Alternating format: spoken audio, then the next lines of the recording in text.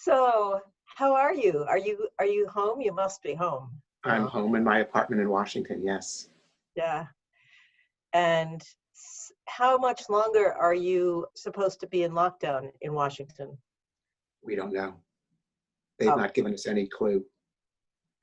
Washington hasn't been hit that badly yet, but it's still on the ascendancy, so it's could be a yeah. while. Yeah. Okay. So it's been a while. I love what you are proposing to discuss. And anytime you want to just jump in and talk about how we can deal with this pandemic would be terrific. I see this pandemic having four phases that we need to address in the arts, each phase on its own terms. Right now we're in phase one, which is the lockdown phase, where we were all struck in March with the end of our earned income and where we had to cope. And arts organizations have had to find a variety of means just to get through the rest of this fiscal year and the rest of this season. The PPP plan, which paid our salaries for 8 weeks, a lot of extra foundation grants that we wouldn't normally receive, but where foundations felt it was necessary to be extra generous this year. A lot of patrons of our tickets and our gala tickets forgave the galas we did not stage and the performances we did not give. And so we had a lot of extra money in this last few months that we wouldn't normally have. And for many organizations, that made them whole, or in fact, many organizations I've talked with actually have come out ahead in this part of the pandemic. Wow. And then, of course, they're the very well-publicized, very large organizations that don't qualify for PPP and which have been experiencing very, very dramatic reductions in the revenue that they have. The hardest phase, though, is the next one, I think, which is what I'm calling phase two. And that's the phase where we're waiting to get back into our theaters for real. And arts organizations are trying to find many different ways to stay relevant and many different ways to be productive and to serve their communities. Obviously, there's a great deal of work online. Some would say maybe too much work is online. Almost none of it is being monetized, so that the arts organizations are funding that work on their own. And in very few cases, the work is designed specifically for online. And in this time, we're going to experience, again, no earned income or very small amounts of earned income, but we are trying to be visible and trying to be relevant. The government program has run its course. We're not sure there'll be another one. The extra foundation grants have been given. It's not clear we'll get more. And in fact, foundations will have smaller portfolios of their holdings because the stock market is down. Right. Our normal patrons will feel the economic pinch of a slowdown of the economy. And so this next phase, where we're waiting to be able to fully reopen, can be a very, very painful and long period. Some organizations hope to open in their theaters and have social distancing, but everything I've seen suggests that means we'd only get about 30% of the earned revenue of what you normally expect, and we're already having a hard time breaking even on what we've been doing. So how can we cope with such a small amount of earned income? And I think this phase is going to last for as long as there is no vaccine or no cure for COVID. And that could be a good year or more. The third phase, which is when everything reopens and the vaccine is there and we can open our theaters, I think will be a very exciting time, a very energetic time. Everything I'm seeing is people want to go to the theater. I know some people say the arts have changed forever. I don't buy that. I think the arts have changed for now. But when I can go back into theater safely, I will. And I know there are millions of people like me who will go back into the theater. The problem then is going to be, number one, many organizations will be financially weakened. And so how do they do interesting and important work? And number two, I think everyone's going to be producing at the same moment because we all can get back into the theater at the same moment, which means we have to compete really well and we have to do really interesting work. And that says to me, even in this period where everyone's trying to figure out what we should put online and how do we cope today, I think an equal amount of attention has to be placed on what are we going to do when we can get back into the theater so we can be vibrant and vital and exciting. And Right. then the fourth phase is the longer term, when things really are back to normal, when people are coming into our theaters.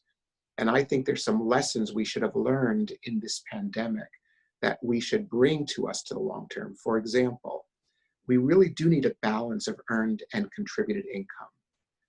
My whole career, my very long career, I was always told it's great to have earned income because you don't have to rely on donors. Well, the organizations that have been hit the worst are the ones that rely the most on earned income, because that's what was cut off. Having a balance is pretty much of a protection. Right. I think the organizations that are surviving the best are the ones that have the best, what we call families, the group of people who really care about them, the donors, the subscribers, board members, volunteers, who really love your organization and are going to see you through a one-year catastrophe to make sure that you survive. And so arts organizations have to really focus on building these families.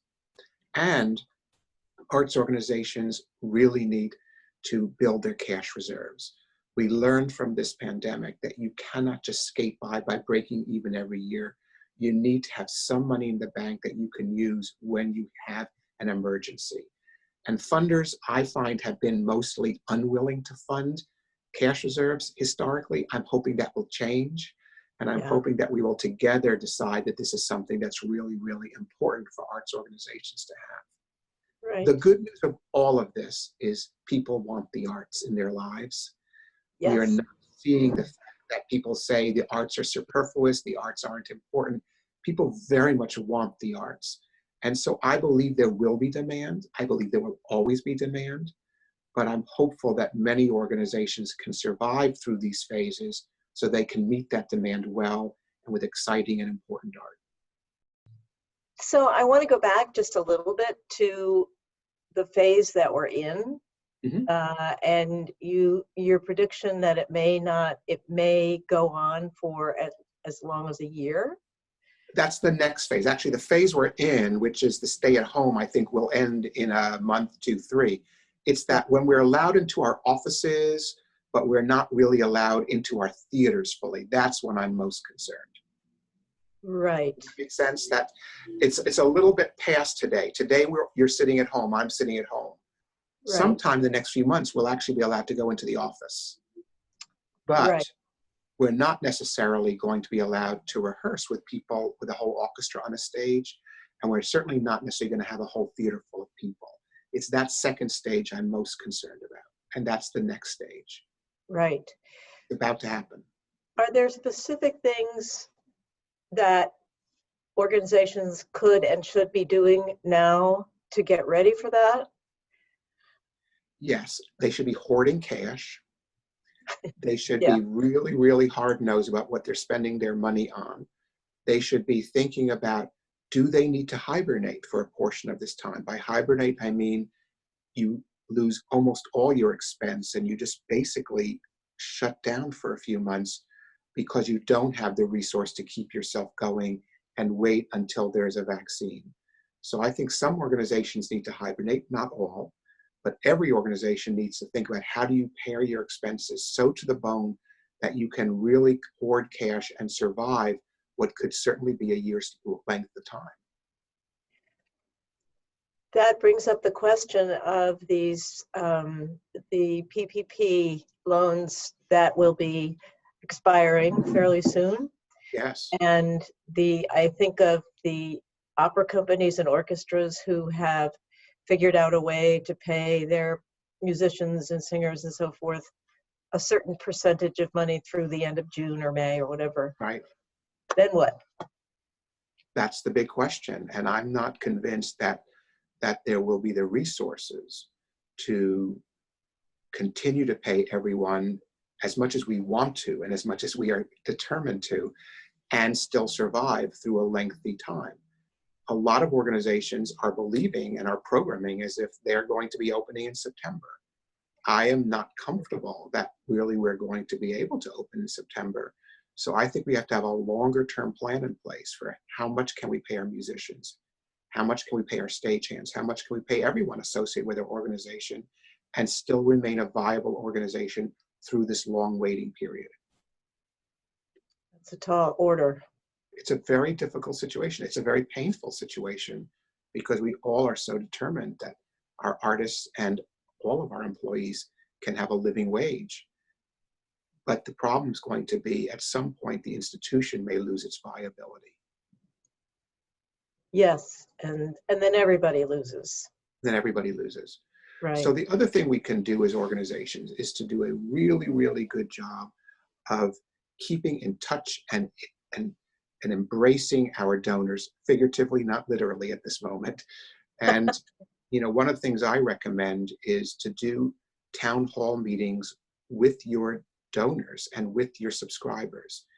Come on, do a Zoom session, talk through how the pandemic is affecting your organization, and particularly, what are your plans for the future? How do you plan to get through this period?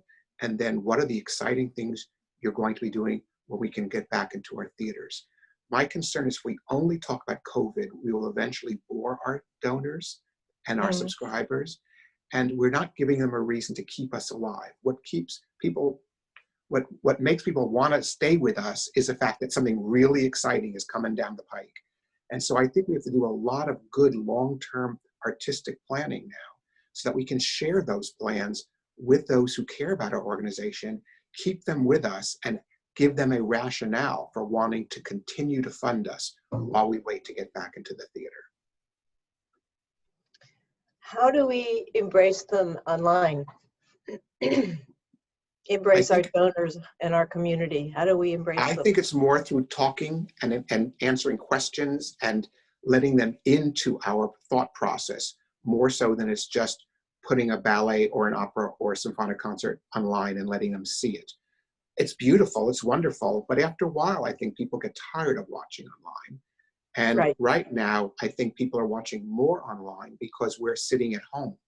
As soon as we're allowed to go out of our homes and go to restaurants or go to the neighbor across the street, small gatherings, but do some things outside the home, I think online usage is going to fall. And I think the patience for just sitting and watching yet another concert online, it's not that the music isn't beautiful, but I'm not sure that's the replacement or that gives people a rationale for sending a big check in to save me because there happens to be a video on. That's part one. And part two, there's such a glut of material right now. Yes. And particularly, I'm worried about the mid-sized organizations who have larger staffs and have a building and have big overheads, but don't have the name recognition of the largest institutions. Right now, when you can watch the Met broadcast for free, when the Bolshoi Ballet is broadcasting the Nutcracker for free, when the National Theatre of London is broadcasting shows for free, it's hard as an organization with a less name recognition to make it clear to people why they should be A, watching your video, and B, supporting you through this time because they saw a video of yours online. So what should they be doing, these mid-sized people who can't compete with the Bolshoi and the Met? I think you have to find important, interesting, and fun ways to put some stuff online. You want to stay visible, but I think you can't, but I think you really have to address donors one-on-one. I have a very old-fashioned prescription right now, which is I believe we should be calling every one of our donors on the telephone and expressing our concern and asking, are you okay? Are you healthy? We want you to know we're thinking about you. We have a plan for the future, but we're mostly concerned that you're healthy.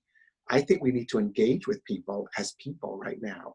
And people are home, they're answering their phones more. A lot of our patrons in music and the arts are older. A lot of them live alone. A lot of them are lonely and scared. We can play a role in their lives that we should be playing. They're generous to us. We should be generous back to them. And I think this is something very important that we can be doing right now that will build the true family feeling that I believe is what leads to the most long-term support.